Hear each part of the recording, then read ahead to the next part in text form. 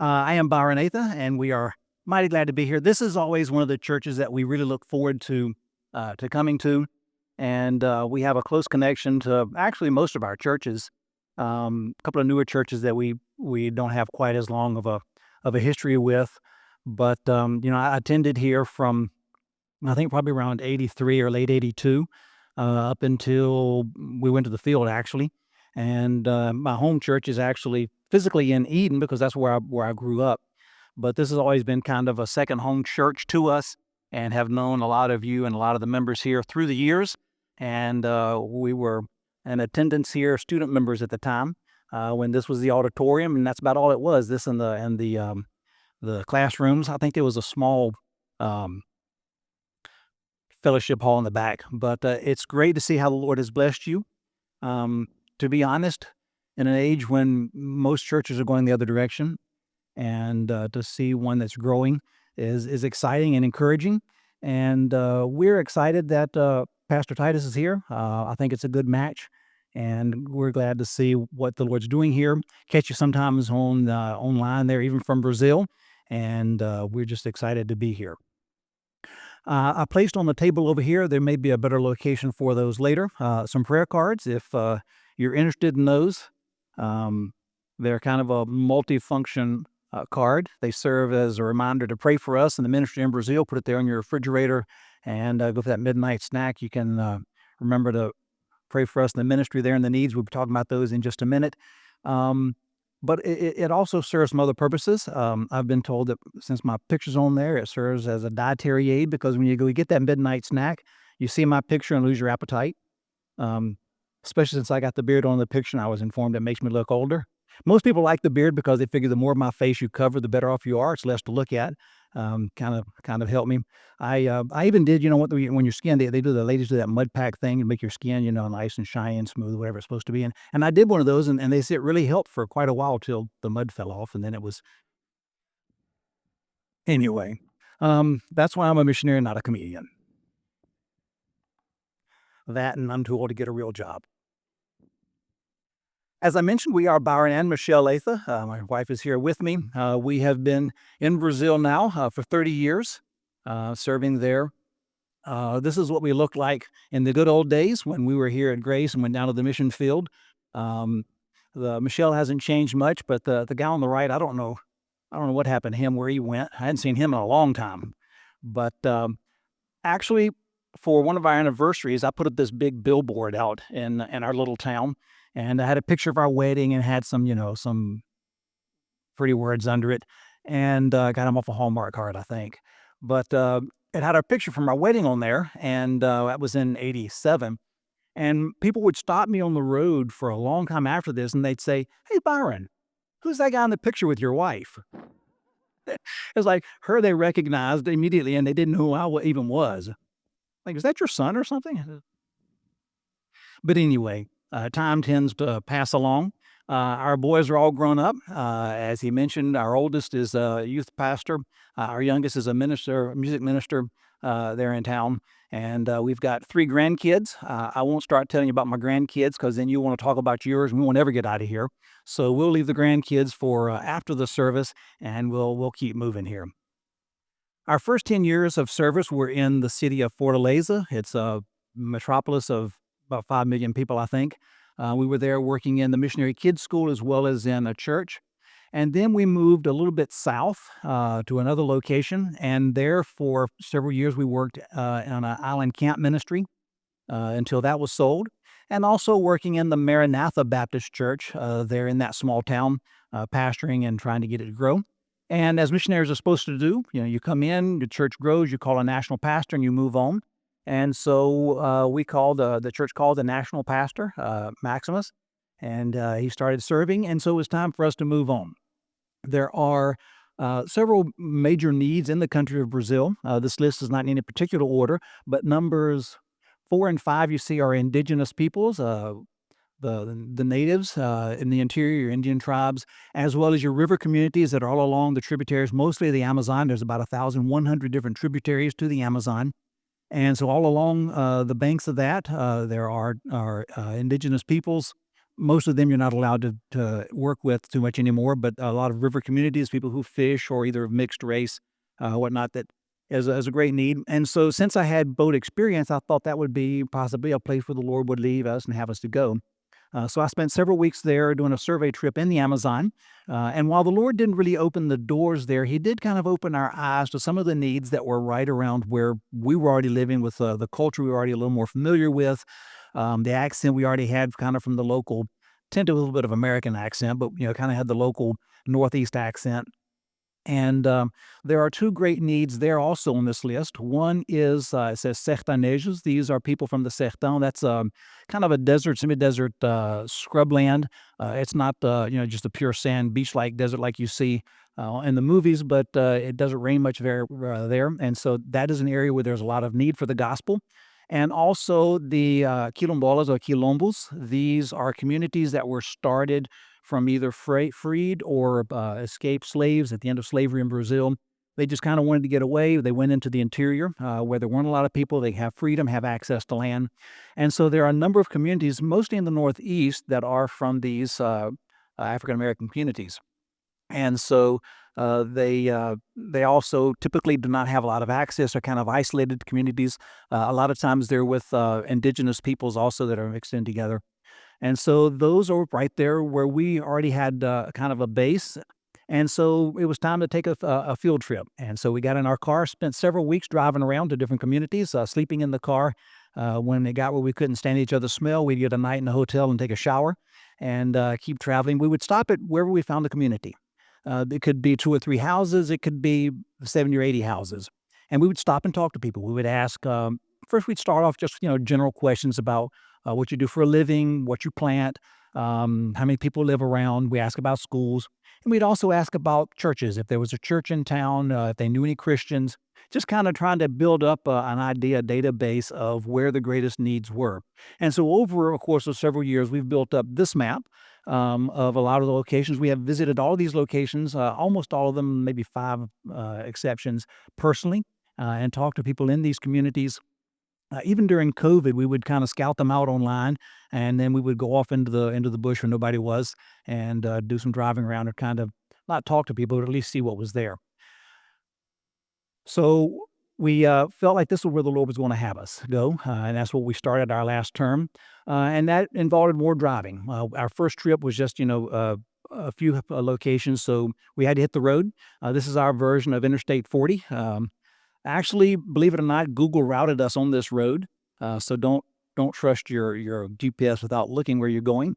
And you notice the potholes are kind of inverted; they stick up above the road instead of going down into the road. And this is a little worse than average, but it's a typical road for what we often drive along. And we ended up deciding to concentrate on the top part of the map you see there with the rectangle. You'll notice there is a string of communities along your right-hand side. Those are not along a road. Those are along a river. Well, I have a hard time calling anything a river that I can jump over at this age. But, if you're in a desert, I guess any water counts as a river, so that's what they call it. I'd call it a creek, but they call it a river. And it's most of the year, at least it used to be. And the reason the communities are there is because, remember, this is a desert. And so any water is like gold there. And so, this is where they can not only cook their food and give to their animals, but they would even use it some for irrigation. And so that was where the community started. It used to be a big sugarcane area. They made a lot of the hard molasses bricks, and that was what they lived off of. And so that's why we have the long string. The bare spots, there's really actually nothing there. It's just mountains and deserts and a few pumas. Since this was a new ministry to us, we kind of had to get our bearings and figure out what we were going to do and how we were going to do it. It's not anything new, really, but it was new to us. And there was a Brazilian missionary not too far away, about a day's drive, and he was doing something similar. And every once in a while, he would have seminars. And so we went to his mission schools and participated in those to help him and also to learn, kind of see what he did, copy some of it that we felt would work with us. We started developing our material. I wanted to use a kind of a through the Bible thing where we would pick out the important stories of the Bible, creation, fall, some of these things. And as they relate to salvation, I think there are 20 in the Old Testament, 20 in the New Testament. So we began developing some of that material. We used that at the Maranatha Church that we had been a pastor of and we're still attending. It was small towns, only really a Baptist church or church that we could attend that was anywhere near us in doctrine and in practice. And so we started applying some of these things there. Had a good relationship with the pastor, and so we developed a system where you would go to the door of a house there in town. You would do a survey, ask some questions about church, about religion, and then offer them a Bible study. And the ministry really was growing well until COVID hit. And for some people, reason people just didn't want strangers knocking on their door and asking questions during COVID. I don't know what it was about that. And so that kind of killed the ministry there as far as that went. But it worked quite well for a while. We got into a lot of schools. We were able to go in. We would do special programs with young people from the church, the balloons, and do stories and songs and games. And a lot of the teachers appreciated that. Children's Day is very big there, really bigger than Christmas. And so we would go in for those and Easter and different things. And those were some opportunities that we were able to take advantage of. We also used some MP3 players. These are things that some I purchased, some I was given, and we were able to put the Bible on them. Be able to put sometimes some Bible studies or sermons, sometimes some music and different things, and pass these out in special needs situations, especially in isolation places. Maybe an old person who couldn't get out, or someone who lived, and this person lived up in the mountains, that green area where there aren't any towns. He was up there planting, and so we gave him one. No electricity charges, so in the daytime he sets it out in the window while he's working, and at night he sits by the fire and listens to the Bible. And so that was the idea with those that we used quite a bit. Michelle was involved with a program called Umbrella Prayer. She would got permission to take it down from a pastor's wife here in the U.S. And she would do that with ladies, where they would had a book of their prayer requests, and they would relate their prayer thoughts and needs to an attribute of God, and then they would decorate it, and it was very popular with the ladies, and even into COVID, they were able to move it online, and was very active in that. And as I said, there was a lot of driving, and the roads were not that good. Our car was not very happy with the roads. A lot of times we came home with pieces of the car in the trunk, which is not a good thing when there's more of the car in your trunk than there is in the rest of the car. Sometimes the damage was kind of slow, and you could hear a squeak and have time to change it, and sometimes it was rather sudden and dramatic. This is what happens when you watch too many YouTube videos about guys driving through the desert and think you can do it in your car. You can't. And if I'd listened to my wife, I would have known that. But that's another story. So we decided maybe we needed a different vehicle. My boys had been given what's called a Sandrail. It's basically a Volkswagen engine and front axle, and the rest of it they just piece together with tubes. Sometimes they don't have a roof. Most of the time, they don't have doors or windows. Sometimes they don't even have a full floor. It's just you and the world. And they're very versatile. They hold up fairly well, but if you got enough rope, you can put most anything on it, including a tent. We slept on it a couple of different times. This particular night that you see in the picture was worked out very well, because as we were going back to that location, it had already gotten dark. We saw, I don't know, 6 or 8 tarantulas crossing the road. There's a certain time of the year where the tarantulas get active. They want to go out and start finding a girlfriend or boyfriend, and so they're quite a lot of movement. And if you can see a spider at night driving down the road, it's a pretty big spider. So we got here, and we're quite glad that the tent was on top. I told Michelle, I says, "Listen, don't worry, because tarantulas don't naturally climb a lot. They're just more ground dwellers." And it might even be true. I don't know, but it helped her a lot. We did have to sleep with the zipper closed. I wanted to sleep it open and watch the stars, and she said, "You can watch the stars if you want to sleep on the ground, because this door is going to be zippered." And so it worked out quite well. But it's a very versatile vehicle for us. What we didn't realize when we first started using it was how popular it would be. We were driving down the road, and whenever we stopped, the kids would come running, and they would climb all over it and want to sit in it and blow the horn. And it was like a big jungle gym or something to them. Kids of all sizes and ages enjoyed the car as well. Adults would come out and look at it and study it, and want rides, and it just ended up being a big draw. When we go somewhere that we've never been before along that route, they've seen the car. So when we stop, they already know who we are. Sometimes even away from the car, someone, "Oh, you're the guy that drives that yellow Jeep, right?" And I say, "Yeah, that's me." And so even though they don't know me, they know that I've been around. And when I stop to talk about the Bible or tell them about Christ, they know that I'm not just some fly-by-night operation that's, in for a quick buck or some kind of advantage. They've seen me around. Sometimes that actually opens the conversation. What do you do? Well, are you an archaeologist? Or says, no, I tell people about Jesus. You want to learn something? And so you want to hear a story? And so we take advantage of that. And, kids will run out to the road and wave and scream and holler, and that also opens doors. This particular family was in their car coming the opposite direction. They stopped. Everybody boiled out, piled out of the car. And I thought, man, we're fixing to get robbed. I thought, well, no, there's kids there. Well, they sure are starting them early these days. And so they come running up and says, can we take a picture with your car? So I said, sure. And we talked to them, found out they live right there on the road. I knew which house it was. So for several years, we visited them. Every week when we were driving past, we would stop in, we would tell a Bible story, we would pray with them, we would sing. We got invited to, some different things, and even were able to help them when one of their children needed an operation to provide, help them out with some of the expenses on that. And so these are opportunities that we've had largely because of the car. There are some disadvantages. Any day in the sand rail is a bad hair day. If you think bedhead in the morning is rough, wait till you've been in the sand rail for a couple of hours. Another disadvantage is that whatever is on the road is also on you. Ready to go. If it's a muddy day, you're muddy. If it's a dry day, you're dusty. If it's a warm day, you're sweaty. Just whatever is out there is also in here. One of the biggest disadvantages is that when it's hot, you can't roll the windows down because there aren't any windows. But it's just you got to kind of go prepared for whatever. Another problem is that we don't have a lot of seating room. We were driving down the road one day, and this guy had blown out 2 tires on his truck, and he had the bed full of meat. He just butchered a cow, and says, "Listen, can you help me out? I'm desperate here. It's a hot day, and I got 2 flat tires." I said, "Man, I got room for your tires, but there's no place for you to sit." So we tied the tires on the top of whatever was outside the car, and he says, "Well, so why you can sit here on this tire?" And so that's where he sat. Um, and we drove several miles. He walked a little funny after that, kind of like I do in the morning. But for a while there, I had one of the best hood ornaments in town. There wasn't a Cadillac that could touch my hood ornament for a little while. I even tried to get him to do the Titanic thing, and put his arms back, but he said he was afraid to let go. He heard the American was a crazy driver. So space is a problem. So because of some of these things and the fact that it really wasn't even mine, it belonged to my kids, I decided to go ahead and buy another one.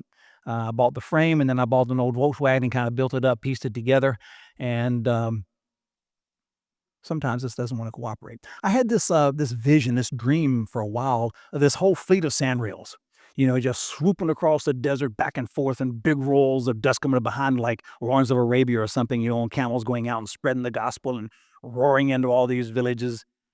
That turned out to not be very practical, but it is a very useful vehicle, and we do have 2 of them. Kind of gives me a backup if one breaks down. Also, if a group comes in, another family, then we're able to have the 2 cars to go into the interior, and so it really has been a great benefit and use to us. So as we're finishing up our preparations, what's the next step? Well, we start our ministry. We start as we're testing out some of our plans and ideas and projects. I decided to divide the valley up into 3 parts. The northern part you see in red, we dedicated to left to the church. It was kind of close to them. There's a lot of communities around there. In the middle, there's a community called Corral Velho, or Old Corral, and that is where we kind of set up our second nucleus. In fact, there are a lot of communities. That's about a 5-mile circle you see there.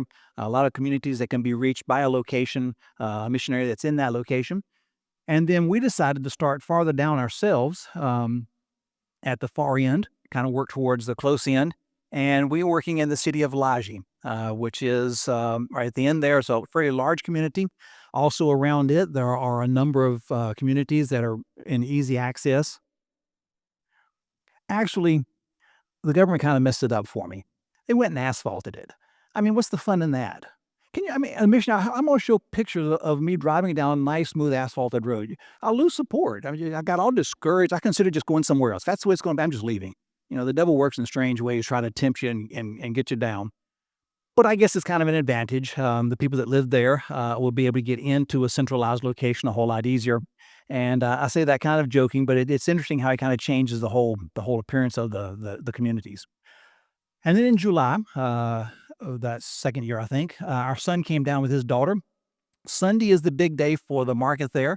And so Sunday morning we went out and we had outdoor evangelism, set up the board there. I did some magic tricks and they sang and did some different things to bring people in.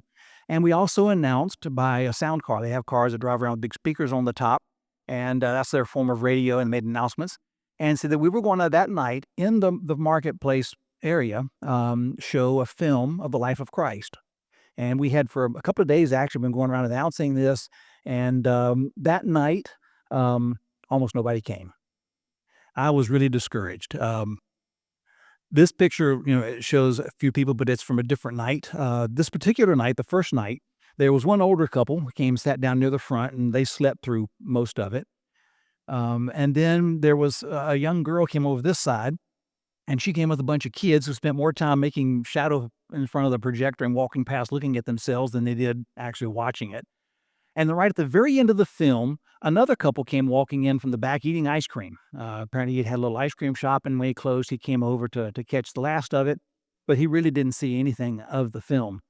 But my idea was I would show the film, and then afterwards I would offer if anybody wanted to have a Bible study. Well, the couple that came in with the ice cream said they wanted to have the Bible study.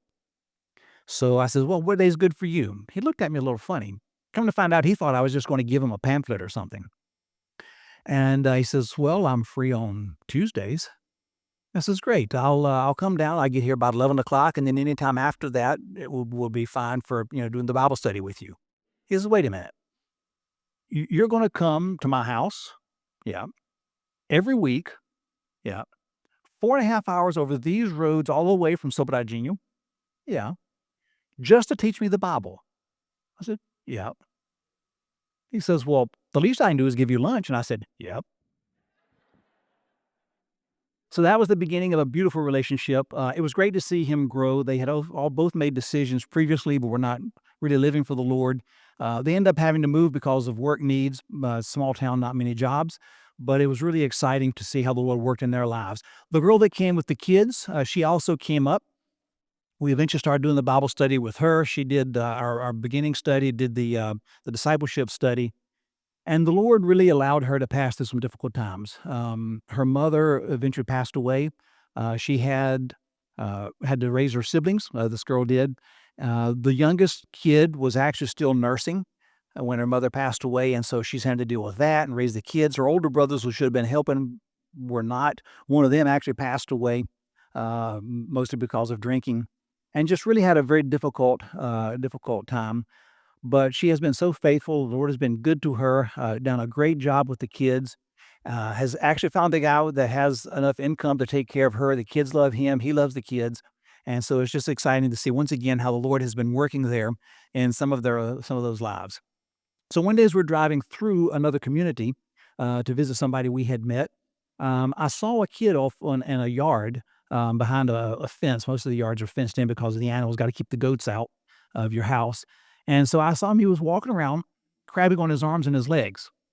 So I went back later and talked to the family.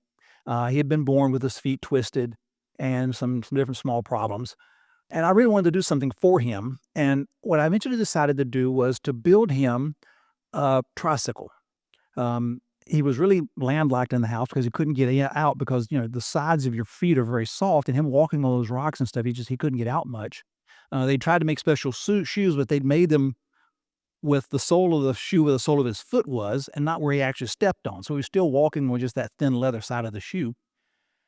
But I didn't want to just walk up and give him the trike and then ride off into the sunset because, first of all, he wouldn't appreciate it. Nothing that comes easy is appreciated. Secondly, he wouldn't know how to work on it because it just, showed up. Thirdly, I wouldn't have an opportunity to build a relationship with him. I didn't want him to hear the gospel and do a Bible study just because he felt obligated because I gave him something. I wanted them to see something there and that the Lord work the Holy Spirit in his heart to draw that. And so what I did is for once a week, we would drive down and I would work with him on that tricycle. And he learned to sand and paint and grease things up and put it together. And man, it just really changed his life. He called it on Facebook, he called it his girlfriend. And he would ride all over the little community there and carry people and run errands for his mother. And it was just really great to see how that worked out. And then one day he says, listen, Pastor Byron, I think I want you to take the wheels off because I think I can ride it as a regular bicycle. And so I took the back wheels off, put the regular wheel back in. You'll notice there's the little rods there going from his pedals. His feet were turned in, so he couldn't hold the pedal. It would flop off. And so those rods held the pedal flat so he could push on him. It took a little while. He had some problems with obstacle avoidance, ran into a lot of stuff, didn't get enough speed. He was afraid of falling, but he learned to ride the bicycle. And then he came and says, "Listen, I grabbed my friend's bicycle and I can ride now without those rods. I want you to take them off." He had learned or gotten enough strength in his feet to ride a regular bicycle, and that was just really exciting to see how that all panned out. We got him some better shoes that he could walk with better. He actually runs around and plays soccer now, and his mother was going out into the wild and was robbing wild bees just in a t-shirt and flip flops. Um, she's a better man than I am. I gotta tell you, I don't mind snakes and tarantulas, but me and bees do not get along well. I've never seen a snake that can fly. Tarantulas stay on the ground, so I'm told. But bees, they're just when they want you, they've got you. And she was going out, so we got her the equipment, got her the boxes, and she's already harvested some of her first honey, and has been very faithful and consistent in doing that. What we noticed is the kids were curious about it, so they kept coming around seeing what was going on. And so Michelle took them and started, telling a Bible study. She would sing songs with them, play games with them, do Bible memory verses, have some competitions and different things. And being around them and building that relationship, being with them with the good times and the bad times when people would pass away or whatnot, we would go in and pray with them and be with them, help them some when going to the doctors and whatnot. And building those relationships has really helped open the doors. They have odd ideas about what a Christian is sometimes just from what they've seen in some groups that are kind of uh, radical, I guess you could say, in some of their things. They think all Christians are like that. And so it's been great to have the opportunity. It's a good preaching point. We go there every week still. What's interesting is that as we began to talk to Maranatha about the ministry there, a lot of people wanted to go. In fact, we had more people than we could carry. So it was like this waiting list of people wanting to go and visit. And we put them to work either doing the Bible study or doing the memory verse or doing the songs or especially the games because old people have a hard time keeping up with the youngins with those games. And we had a lot of people from the church that got involved in that. Another thing we were involved in was a tilapia farm. I did it in part to hope to have fish to give away, to make contact and help those that needed.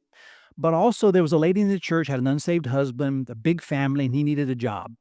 And so this gave him a work opportunity, and I hoped an opportunity for me to build a relationship with him. Uh, One day I helped him with something rather, and he says, Pastor, I don't know why you help me like this. Says you help me more than my own family does. And so that opportunity to share the love of Christ with him kind of opened up his heart. Through some circumstances, he got saved, got baptized, and is faithful in a church there in town. It's great to see how the Lord has been working in his life, how he's changed, how he's grown. And whereas used to he'd come in on Monday morning and talk about how drunk he got over the weekend, most of you couldn't even remember, and how he almost died coming home on his motorcycle. Now he's talking about what they preached about on Sunday and who's saying what the song was about. And whereas he used to sing songs that I was just as glad I couldn't understand the words, now he was singing hymns and gospel music. And so just really exciting to see how the Lord worked in his life as well. Had a lot of visitors during this past term, sometimes small groups, sometimes large groups. Uh, that's a real opportunity. I'll put them to work in a lot of different things with some of the ministries we already have. We had one guy that came down, however, and he wanted to play basketball. He was a basketball player. That was what his thing was. I says, "Man, you come to the wrong country. This is soccer country." Well, it just turns out Michelle found somebody who really was interested in basketball. And they had a little homemade hoop that fell off the wall about every time they took a shot on goal. And but this guy Philip went down and played with them and showed them some things, gave them some training tips. And it was popular enough that we actually made for them a better goal that they haven't been able to pull off the wall yet. And for several years after that, this guy returned, bringing down a different friend that played basketball. And so they'll go to different clubs or go to these groups that want to learn and help them with basketball. But it's not just about creating pen pals and teaching, basketball. It's about having an opportunity to say, listen, this is what God has done in my life, and He'll do the same thing for you. And so, having built that relationship through basketball, having seen somebody, from their own age group, it really oftentimes opens up doors that we can't get through. Water is not very good in most of the Northeast. They have deep wells, but the water is very mineralized, and so we've begun um, setting up filters to produce water that's not only safe but is palatable. We sell it for, I think it's about 40 cents for a 5-gallon jug, and that's something that we hope to develop even more as we go back this term. One of the men who was doing the study with us, his name is John, said, "Pastor Byron, my sister is raising a special needs child and she needs help. The kid can't walk. He's very heavy. When she goes into town to see the doctors, she just can't carry him anymore. Is there any way you could come up with a wheelchair?" Well, it just so happened that the guy that got the bicycle had an old wheelchair out behind his house. It was raising chickens. So we shooed the chickens off and I took it home. Took off one or two of the parts. Most of them I figured out where they went again, but there were a couple of things left over that I'm sure he didn't need. But we got it all cleaned up and painted up and gave it to the kid. And the mother was really excited. It was just such a great help to her. She ended up taking the Bible study. I didn't say anything right away, but eventually she wanted to do the Bible study. She got saved. And it is amazing to see her faithfulness to God. It's an encouragement and a challenge to me. I'm the old missionary. I'm supposed to be the one who's setting the example, but she has a faith and a consistency in circumstances that I got to tell you, I would not want to be in. She has a tough life, and yet she bears it for God with a graciousness, and it's just really exciting. We spent a lot of time, I spent a lot of time, I guess I should say, in maintenance. The Sandrail is a very dependable vehicle, unless your son comes down and confuses the car with an airplane once he gets his private license. You know that's not me because I'm the one that has to fix it. So when he goes away and half the car's in a box, I put it back together so we can start riding it again. But it does involve some maintenance, a lot of tire changing, sometimes even the old-fashioned way with just a stick and a stump.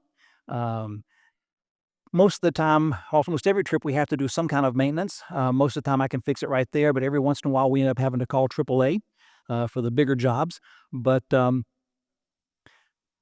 it's a part of our life. Now, some of you may have seen the hat that I was wearing when before the service. The Northeast cowboys wear a lot of leather because they're out in the thorns, they're out in the cactuses and the bushes. Almost everything in the desert bites you because it's a real struggle for life. And so they wear, even the horses sometimes wore a leather breastplate. And the cowboys are kind of symbolic of that region. And the city of Lajes, every year, they have this big cowboy parade. 2, 3, sometimes 500 people will come in and ride from one of the outlying communities into the central community. And it's a really big thing for them. A lot of family members come back during then. It's during the Easter weekend. And so I decided this year that I would ride along as well. I found a horse that was agreeable to the situation, and we worked out a deal. And I rode in their cowboy parade. You see me there, kind of the left of center, that old saddle-worn, weary person. Actually, it was great. I really enjoyed it for about 10 minutes. And then I realized that neither I nor my saddle had enough padding. And the next 2 hours was somewhat torturous. But, I got to meet some different people and have conversations with them. You're supposed to pair up. So, you had a good time, a good amount of time to speak with them. A lot of people came out to see me and were excited about the fact that I cared enough about them and their traditions and their culture to go to the trouble and the pain to ride in their cowboy parade. And so these are some of the little things that you can do to try to kind of build relationships and meet people. So what's the next plan? What's the next step? We have the film. Typically, we'll go into a new area, we'll show the film, draws a lot of people. We'll ask if anyone wants to do the Bible study, and then we'll go to their houses if we get somebody interested, and we will do the Bible studies. This is the John guy that I mentioned. And we just kind of follow some of those connections. John, as I mentioned, talked about his sister. And so we've started doing the Bible study at his sister's house. While we were at his sister's house, her mother came in and said she wanted to have the Bible study at her house. So it was pretty words. And so we started doing it at her house. While we were there, some of her neighbors come in and started visiting, one of whom was famous for hating Christians, and came in to ask questions and listen. And sometimes he actually hears the Bible study at his mother's house, or his mother-in-law, and then drives across town to go to the second Bible study in the same night and hear the same thing again. And maybe he's just going for the tea and the cookies. I don't know. But anyway, he goes twice. And so we just kind of follow some of those connections. And then after the individuals have finished their study, we bring them together to a central location and do kind of a group Bible study. We do that at Don Juez's house there, the special needs child, and also at the house that we were renting. We were meeting out in the porch, and we'd sit there and we'd sing a couple of songs. We'd have a Bible study, something from the parables of Christ or something, and then afterwards have a little tea and some fellowship. We've rented just the last couple of days before I left. We rented a slightly larger place, 2 doors up, and have there's been some work to kind of get that fixed up. Since this picture was taken, they've actually gotten the floor in. We've purchased a piece of property. I don't know if you can see the little red rectangle. I got the color right. See the red rectangle? That's where we bought a piece of property. You notice there are several communities around that. We're hoping as they kind of grow together, it'll be a central location for building a property in the very near future for the church. That middle community we mentioned, we've also purchased a house just before we left, and needs a little bit of work. But we've got a couple that, Lord willing, we've been moving into that the first of this coming year, which kind of brings me to our next point, the next generation. Now, you may not have noticed, but I'm not a spring chicken. I don't really know how the chicken calendar thing works. I don't know, maybe I'm a summer chicken or early fall chicken. I don't know how the chicken thing works, but I'm certainly not a spring chicken. That much is sure. And we trust God, but we kind of use a little bit of good sense. And to go out and start a big, complicated ministry with no one to take over if something happens suddenly, we're in good health, have no plans to retire, but you never know. And we began thinking a little bit more about who would be that next generation. I mentioned that a lot of the guys from Maranatha came to help us there in that middle community where Menando lives. And we would take them sometime to the mission school that we were attending, missions conferences. And then we were doing a special missions project for the Wordless Book. One of the boys in the church there, Philip was his name, was talking to Michelle, and he says, listen, I don't want to be a math teacher anymore. I think God has called me to do this, to reach my people around me that I know with the gospel. What's my next step? So we sent him down to a missions institute, and then COVID hit. So back he comes, finishes up his classes online, but he came back different. He came back excited. And he came back talking about all that he was learning, how that the professors were like these mentors, and he was getting all this discipleship, and he was just learning so much, and it was so great in the dorms, having these conversations, these discussions, and swapping ideas. And he just came back, just all bubbling over. And Pedro, that you see in the picture here, kind of caught some of that fire and decided he didn't want to be an electrician. He wanted to be a missionary as well and help out in the Northeast. And the two of them started talking to Bruno.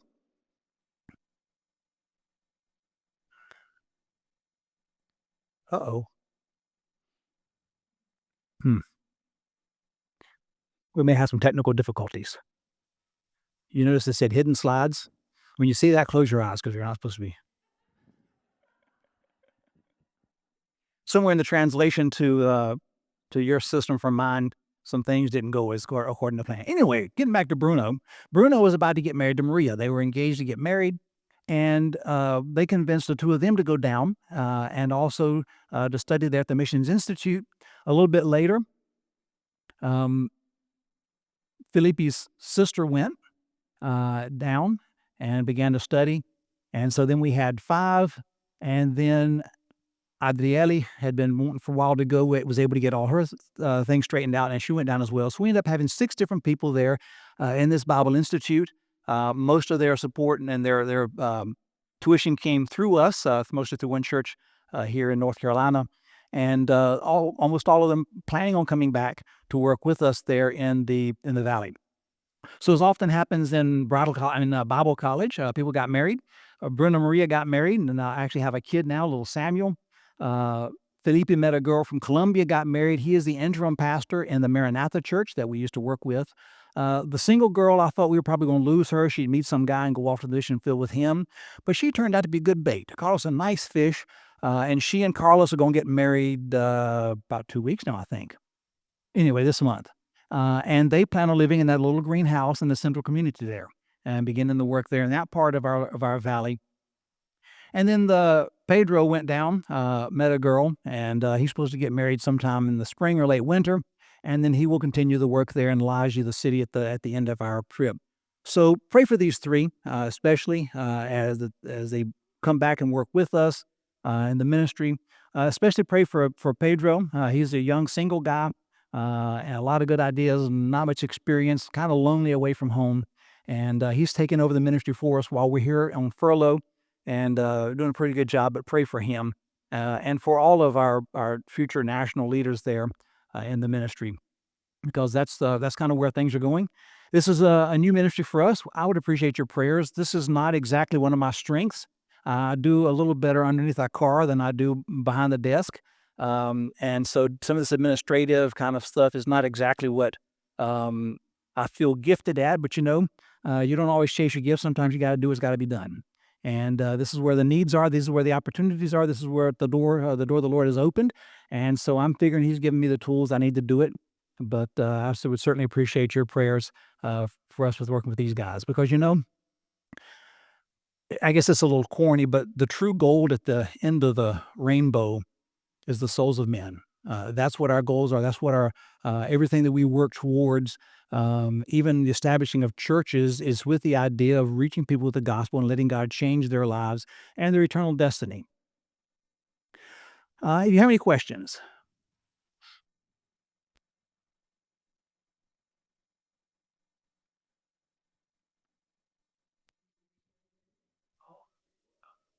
either answered all your questions or I put you to sleep and you can't remember what I did without. Yes, sir. The people, how do they respond to your message? And you give Brazilians typically, especially to your face, are very open, very polite, very receptive. In fact, one of the things I watch for when I'm witnessing is, somebody's nodding too much, the bobblehead, the little car thing you put in the back of your car. When they agree with you too much, they're not listening. They're just silently saying, "Go away, go away, go away." And so if you're not getting through, then you're better off just kind of cutting it short. Give them something simple. They're very open and receptive. Kind of like we have the reputation for being here in the South. You go up north and somebody doesn't like something, they'll just tell you right to your face, "You're ugly. You smell bad too." And here in the South, we're a little politer and say, "Bless your heart." And then somebody's calling me, I got to go. I'm gonna let you go here when really it's you the one, that kind of stuff. And that's kind of how the Brazilians are. They're very open, very receptive, even if they're somewhat suspicious deep inside. Open, if you would, then please, to the book of Mark. Michelle's going to sing here, but I want to do a little bit of a build up to that song.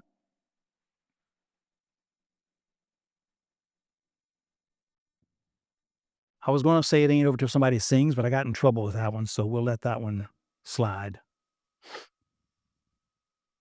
In the book of Mark, we are at the beginning of Christ's ministry here in chapter 3. The ministry is really booming, really growing. People are coming in from everywhere.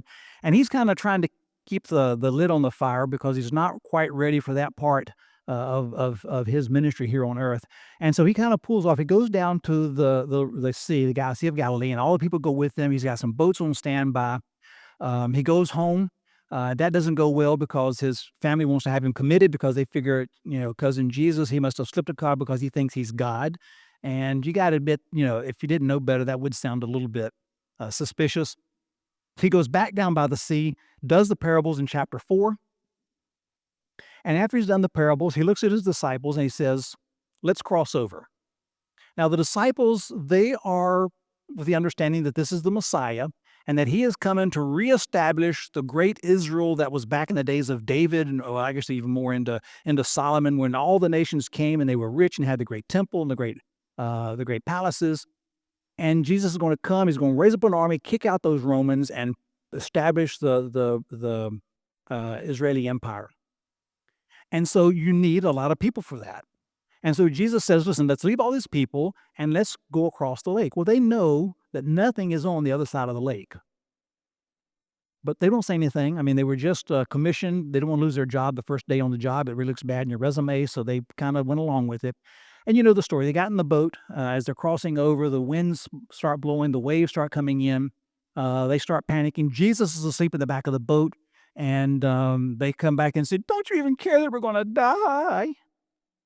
And Jesus gets up, and first he rebukes the wind and the waves, says, "Stop it, quit, settle down, don't make me get out of this boat and come out of there." And then he rebukes the disciples. And he says, how is it that you still have no faith? After all that you've seen, how is it that you could doubt that I care and that I'm able? So they cross on the river, the lake. They get to the other side and they are met by a man. They have left a crowd and they found one person. Some of the Gospels say there were two. Mark really only cares about one of them. And Jesus cast the demons out into the pigs. The pigs go into the lake. And this man was in sad shape. He was alone. He looked like he had power because everybody was afraid of him. But in truth, he was alone. He was naked. He was destitute. He was suffering. He cut himself with stones. And Jesus fixed him. He came to Jesus, and Jesus cast out the demons, and we see that he changed him into a whole different person. He was clothed, he was in his right mind, and sitting, worshiping at the feet of Jesus. And really, that's what Jesus wants to do for the world today. He wants to clothe them in his righteousness, put them in their right mind to see life from an eternal point of view, and let them worship God. And that's what he did for this man. The people, when they came from town, they saw things a little bit different. They were not impressed by the great miracle. They came and they saw the man who was freed from all that had happened, saw him sitting there all clean. I suspect the disciples had cut his hair, given him a bath, put some clothes on him. And instead of being impressed at this great miracle that God has done, they no longer have to fear this man. And instead of being impressed by that miracle, their question is, what about my pigs? That's all they cared about was their pigs. But sometimes we're not much different. Because oftentimes we're more concerned about bringing home the bacon than we are about reaching a world that is far from God, that needs to hear the gospel.